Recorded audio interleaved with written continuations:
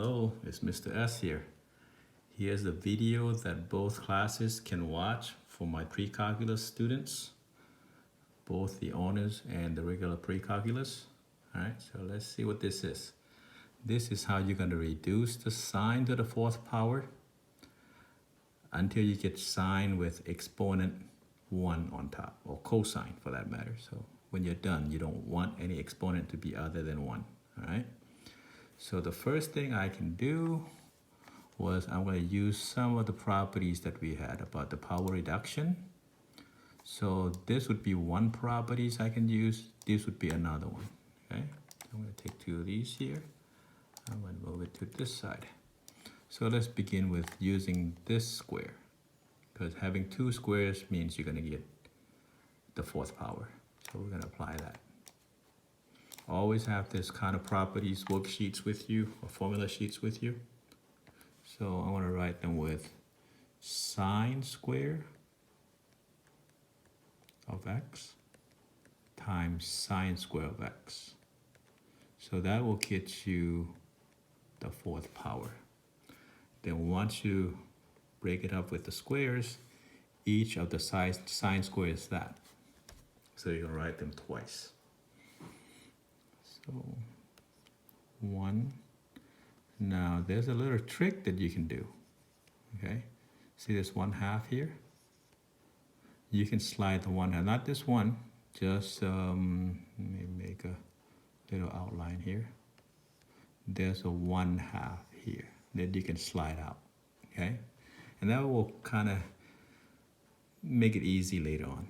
Okay, so let me write the next part.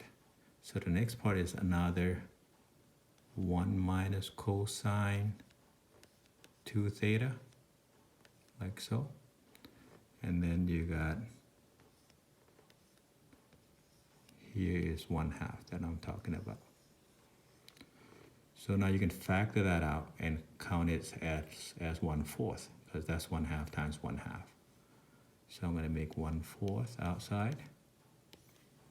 And then I can multiply just the 1 minus cosine 2 theta times another 1 minus cosine 2 theta. Okay, if you get stuck, just go back and watch it again. All right, so let's simplify what we got. So I don't need this anymore. Okay, I'm going to move this out of the way so I can shrink what I have. So after all that, this is, I can erase this here, because I need a lot of room. So now this will be moved up. Okay, so the 1/4 is just going to sit here and do nothing.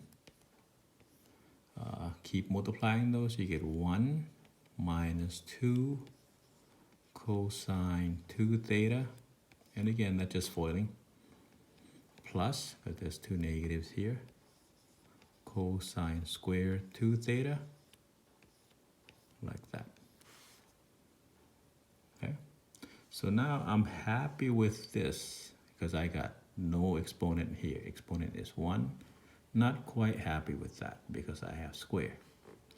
So we're gonna simplify that a little bit more. So this is how you work with the power reduction then.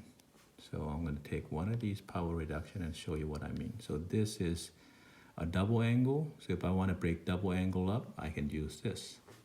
Okay, so that's coming up. I may or may not need it. So now I got a power reduction. So this would be reducing down to something without the exponents, right? So I'm going to use the cosine piece. So again, I'm going to break down this part. Everything else is the same.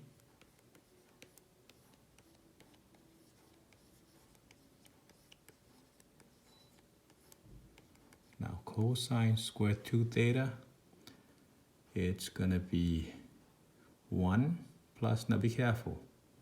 You have a 2 theta here. So that means you're going to take 2 times whatever that 2 theta is. So if you have something else in here other than 1 theta, you have to multiply by a 2. Here's what I mean. So I got 1 plus cosine 2 theta, right? Just follow that. But then this theta is already had its own 2 theta sitting inside of that. So there's 2 theta. I know you can't see it. So that will multiply it up as a 4 theta, okay? I will still have the 1/2 down here, all right? Because that's divided by 2. So let's recap what we have so far. 1/4 times 1 minus 2 cosine 2 theta plus, now I will have the 1/2 down here still, so you can put 1/2 out in the front of this whole thing. Right, this 1/2, just like what I did with the top earlier. So when you distribute, this 1/4 will time your 1, the 1/4 will time this whole term, there's a 4 in the bottom. Your 1/4 will time that 1/2, it will be 1/8 if you want to multiply it in. So now before I lose my point of interest, there is 2 theta here, right? Because every time I see this little circle, theta, I will put my other 2 theta in there. So 2 times 2 makes it 4. All right, so it depends on where you want to go.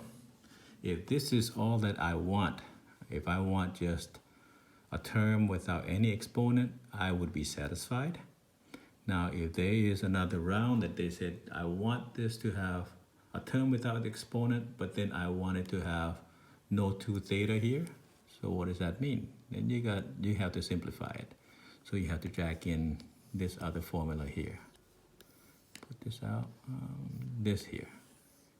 So you have to bring that in and kind of work it out. So 2 theta, right? Cosine 2 theta, but cosine 2 theta has 2 forms. So you can't use that because you're going to bring up the squares. It has 3 forms, so you have to figure out which one to use. But at this point, I'm going to stop here. Okay?